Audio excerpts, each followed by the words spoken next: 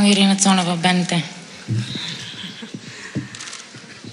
Ама извинявайте, преди малко избухнах, защото има ред. Ние не сме слуги, които чакаме по 5 часа. Разбирам вашата претенция. Не, няма претенция. Има желание да има свободни медии. Да, кажете. Мога да дам думата на всеки един. Нашата дума няма значение.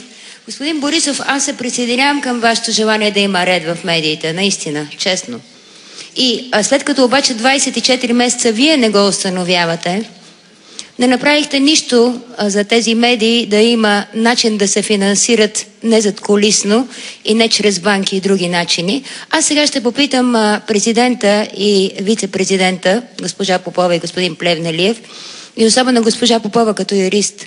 Какво ще направите първо, законово и като действие ефективно, така че медиите в България наистина да започнат да работят по норми, които са съвременни, госпожо Попова, вие много добре знаете какво искам да кажа, и да осигуряват наистина открито и прозрачно финансиране, за да има онова, което ви обвиняват, че няма в България.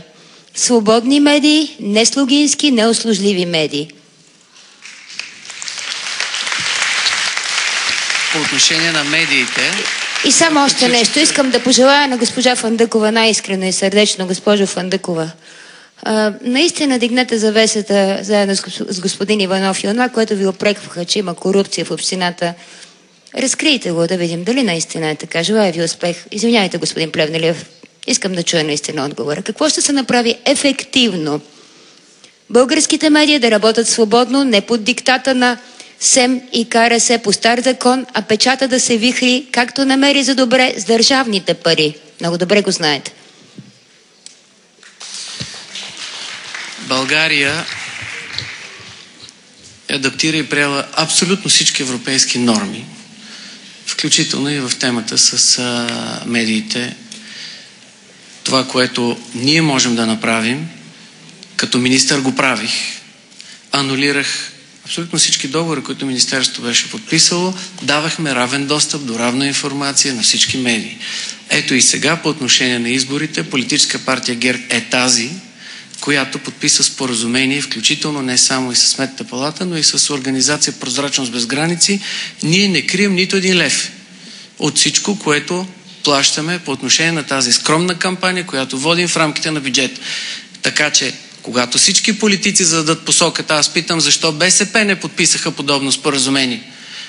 Защо те не подписаха, за да може да се види по какъв начин и как правят тези избори. Ние нямаме какво да крием.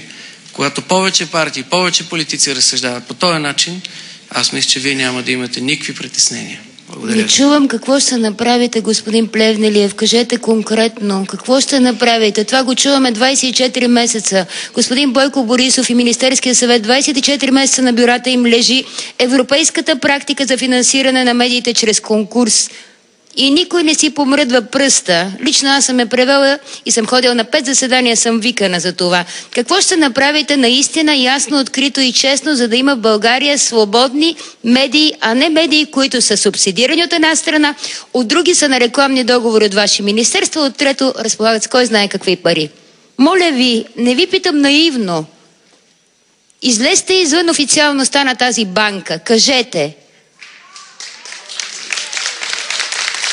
Аз съм създала едно политическо радио с кръв и пот. СЕМ иска, и аз ще дам пресконференция, утре други ден да ми събере 50 000 за несъществуващ лиценз. Не, няма да говоря. Севдалина, това е важно. Когато се превърне човек в чиновник... Това е наша пресконференция, не е пресконференция на Това КТВ. не е ваша пресконференция. Ние сме ваши избиратели. Това е наша пресконференция.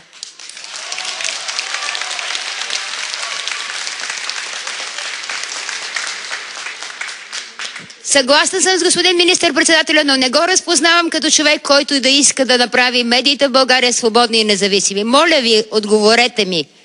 Господа президент и вице-президент, госпожо, какво ще направите ефективно? Вие сте мажоритарни избранници.